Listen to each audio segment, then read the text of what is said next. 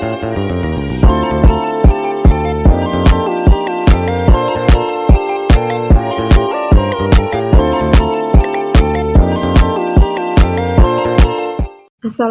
warahmatullahi wabarakatuh. Perkenalkan, nama saya Hasifah Putri Maharani dengan NPM 224111031 dari kelas Manajemen 22A. Saya berasal dari Universitas Teknokrat Indonesia.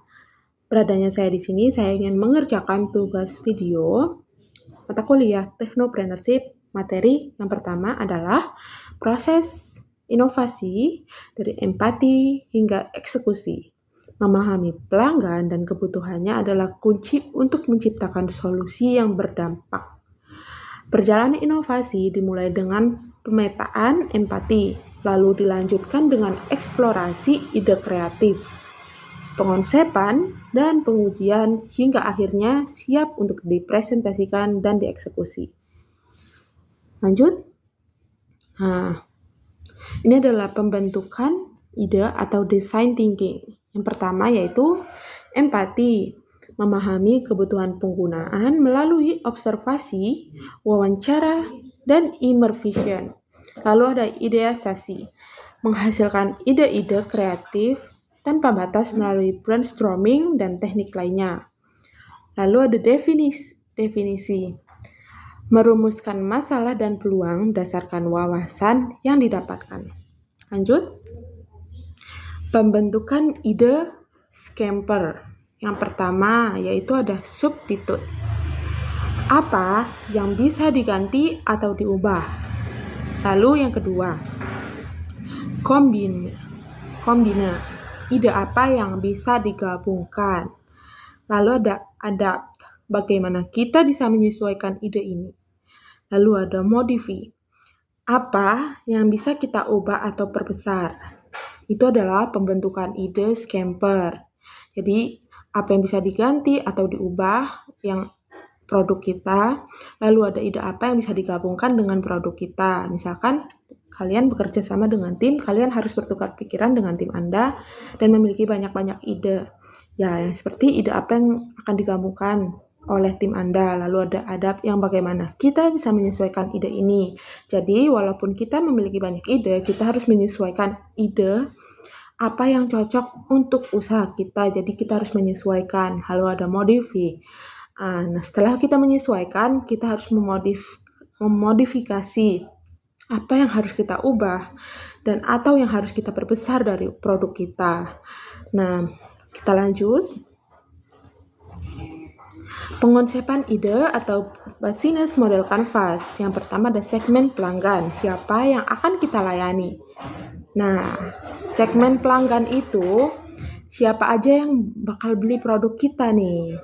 Misalkan kayak saya menjual usaha kue gitu. Nah, segmennya itu siapa aja yang membeli. Misalkan kayak ibu-ibu yang mau pergi ke kantor atau bapak-bapak yang ingin pergi ke kantor. Dan anak-anak mahasiswa, seperti itu siapa aja bisa melakukan pembelian kue di toko saya. Lalu ada proposisi nilai, solusi apa yang kita tawarkan. Nah itu, lalu ada saluran, bagaimana kita akan menjangkau pelanggan.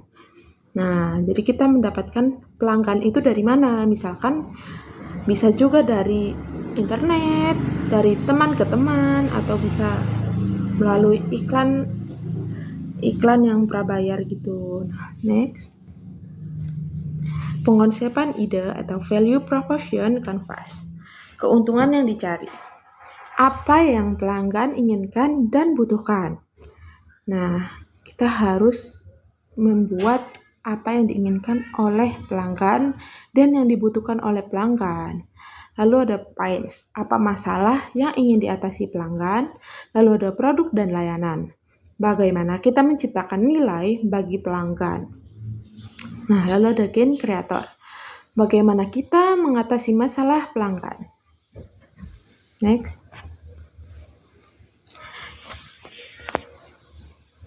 Iterasi dan pengujian ide. Yang pertama, ada membuat prototype untuk mengembangkan konsep awal dengan cepat. Lalu ada uji coba untuk mendapatkan umpan balik dari pengguna. Nah, kita harus membuat sampel untuk mendapatkan umpan balik dari para konsumen atau pengguna.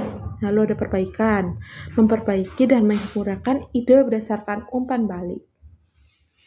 Next, presentasi dan pitching. Yang pertama ada konsep inovatif, tunjukkan ide kreatif dan berbeda dari yang lain. Lalu ada tujuan yang jelas, sampaikan dengan fokus dan jelas. Lalu ada nilai ekonomis, demonstrasikan potensi keuntungan bisnis. Dan ada kreativitas tim, perlihatkan kemampuan tim untuk mewujudkannya. Lanjut, kesimpulan dan tindak lanjut. Yang pertama, ada identifikasi kebutuhan untuk pembuatan prototipe. Lalu ada eksplorasi ide kreatif. Lalu ada pengembangan konsep dan validasi konsep, eksekusi, dan implementasi.